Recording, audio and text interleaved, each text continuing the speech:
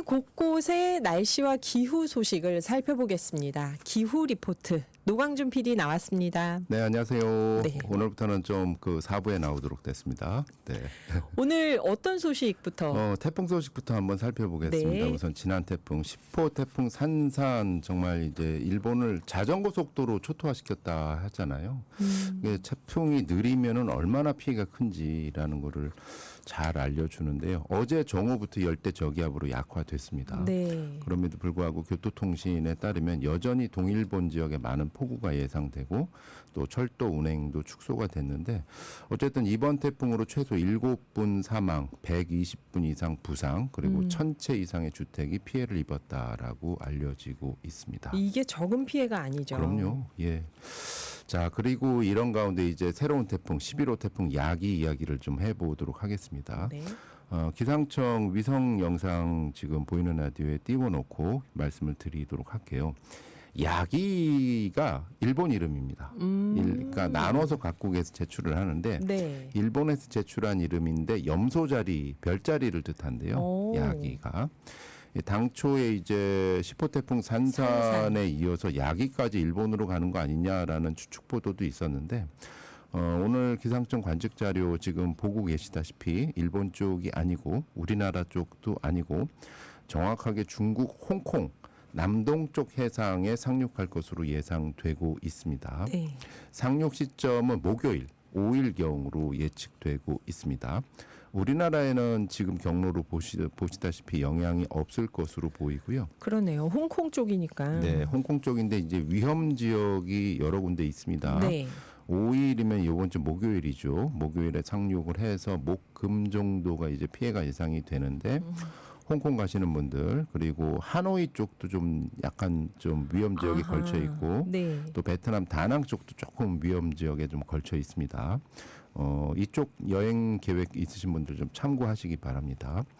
태풍 야기는 오늘 오전 기준으로 이제 필리핀 마닐라 북동쪽 약 210km 부근 해상에 위치해 있는데요.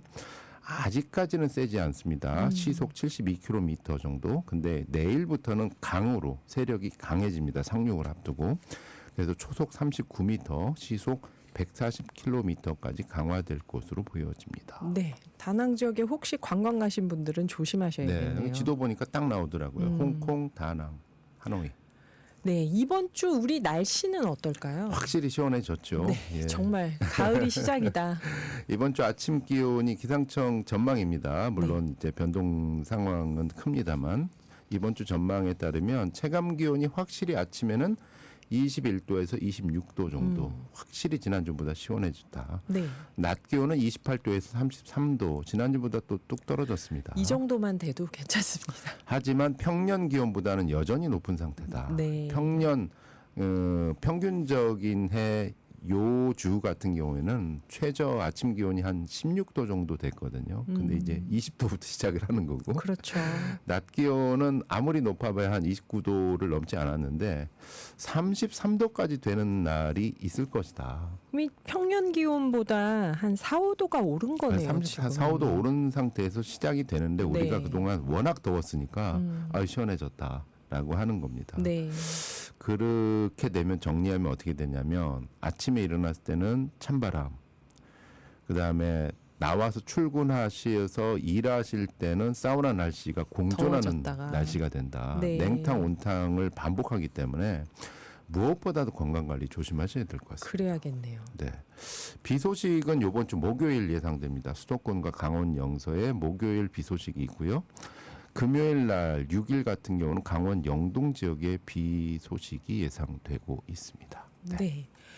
그리고 지금 5, 6, 7, 8, 9, 10, 11, 12 그동안 지금 비 소식이 이렇게 예상돼 있다고 하셨고요. 예. 뭐 기상청 예보 자료 같은 경우는 수시로 좀 변동 상황이 있어가지고요. 네. 예, 다음에 뭐 이렇게 밴드에 자세하게 올려드리도록 하겠습니다. 어쨌든 지금 확정적으로 말씀드릴 수 있는 건 목요일 네. 오후 정도의 비 소식이 있다. 자, 그러면 날씨 소식 끝났고 기후 이슈는 뭐가 또 있을까요? 네, 뭐 올여름 동해안의 기후 이슈는 단연 해파리 쏘임입니다. 해파리, 예. 네네. 요즘에는 기후 변화를 넘어서서 기후 격변이다라는 말까지 언론 보도에 공식적으로 등장하더라고요. 네. 워낙 빨리빨리 바뀌니까. 동해안 하면 사실 시원한 바다잖아요. 그렇죠. 네, 근데 여기에 열대성 해파리가 창궐 했다니. 그러니 남해 서해는 얼마나 더 더워졌다는 얘기지. 이게 이제 올해 동해안의 이슈는 단연 해파리였는데 특히 열대성 어종 해파리 개체수가 동해안으로 밀려왔습니다. 이 이유는 아실 거예요. 이제 수온 상승이 빠르게 그만큼 이루어지고 있다라는 네. 건데 그 중에서 노무라 잎깃 해파리가 많이 올라왔는데 네. 이게 길이가 1m에서 2m 정도 된대요. 어휴. 이 독성에 강해가지고 쏘이면 발현이나 근육 마비 증상을 유발하는데 네.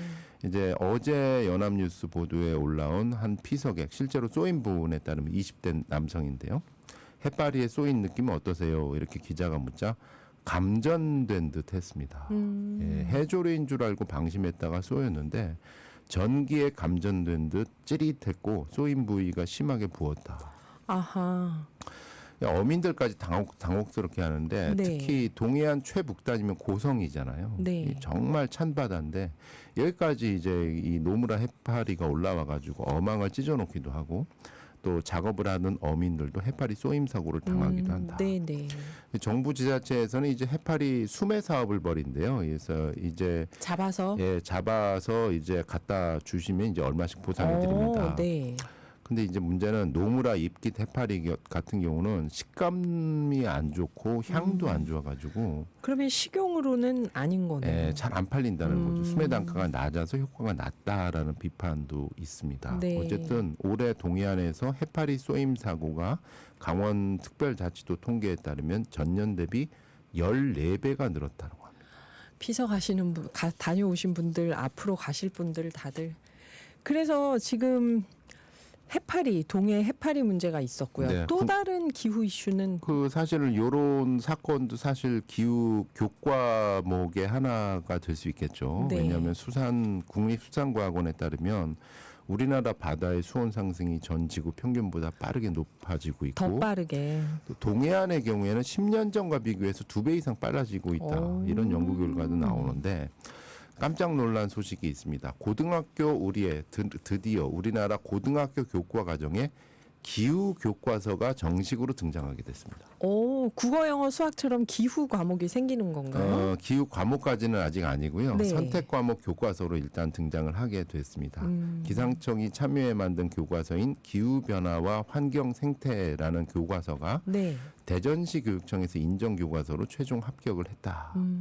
이게 교과서는 특히 정부가 깊게 관여하는 그 역사 같은 건 정부가 관여를 해야 되잖아요. 검인정 교과서. 국검정 교과서가 있고 네, 네. 민간 주도로 이제 국검정 교과서에서 다룰 수 없는 내용들을 담은 인정 교과서가 있는데 검정 교과서, 인정 교과서. 이 인정 교과서로 이제 정식으로 등재가 됐다. 대전에서 통과가 됐다. 그래서 뭐 최근에 이제 온난화 여파로 발생 중인 극한 기상에 어떻게 대비해야 될지 뭐 이런 것도 이제 가르친다 그래요. 오, 네. 도움이 되겠네요. 그럼 기후 과목 선생님도 따로 뽑아야 되는 건가요? 그러니까 일단 교과서라는 게 저도 몰랐는데 네. 굉장히 중요하더라고요. 일단 교과서가 만들어지고 또 기존 교과서에 들어가고 네. 이렇게 돼야 선생님들도 관련한 교육을 받을 수 있고 그리고 그 말씀하신 대로 필요하면 선생님도 따로 빠볼 수 있는 근거가 생기는데 네. 이제 기후 교과목이 이제 고등학교에 등장하는 근거가 마련이 된 겁니다. 기상청이 참여해서 만들었고요. 저는 이거 보면서 학교 교육이 크게 두 가지잖아요. 하나는 이것처럼 아예 기후 과목을 만드느냐, 네. 또는 모든 교과에 부분적으로 기후 내용을 삽입시키느냐. 저는 사실 현실적으로 모든 교과에 삽입시키는 것도 같이 병행할 필요가 있다. 그렇네요. 왜냐하면 전문 과목 선생님들을 따로 뽑아서 따로 교육시키고 따로 학제를 만드는 것 자체가 시간이 엄청 걸리는 거거든요. 네, 네.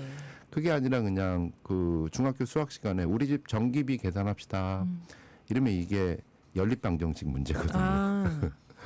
그다음에 그 고등학교 사회 사탐 시간에 태양광 이격거리 규제에 대한 토론회 합시다. 이러면 이제 사탐으로 바로 들어갈 수 있는 거고요. 그다음에 엘고 같은 사람들의 이제 기후 그 연설문 그렇네요. 이거를 그걸 영어 시간에 배우게 할 수 영어로. 있는 거고 네. 그다음에 뭐 지금 기후에 관련된 과학 뭐 전기차 이거 물리 시간에 배울 수 있는 거잖아요. 네네. 과학 탐구 시간에 여러 적용시킬 수 있고 그래서 교과서 기존 교과서의 기후 분야를 어떻게 부분적으로 들어갈 수 있을 것이냐 이것도 상당히 중요한 이슈인 것 같고 한번 쭉 모니터링 해보도록 하겠습니다. 네, 아이들의 미래와 가장 관련 있는 학과가 될 수도 있겠네요. 이게 감사합니다. 오늘 추천하실 거군요. 네, 뭐 저희 그 추석 특집에 아마 음악을 많이 틀게 될 것 같아요. 네. 그래서 저하고 진행자님하고 각자 이 환경 노래 선곡 대결을 준비 중인데 네. 저는 미리 이 가수를 선점하는 의미에서 악뮤. 예, 미리 틀도록 하겠습니다. 아, 저의 좋아하는 가수였는데 알겠습니다. 악뮤의 오랜 날 오랜 밤. 네, 노광준 PD였습니다.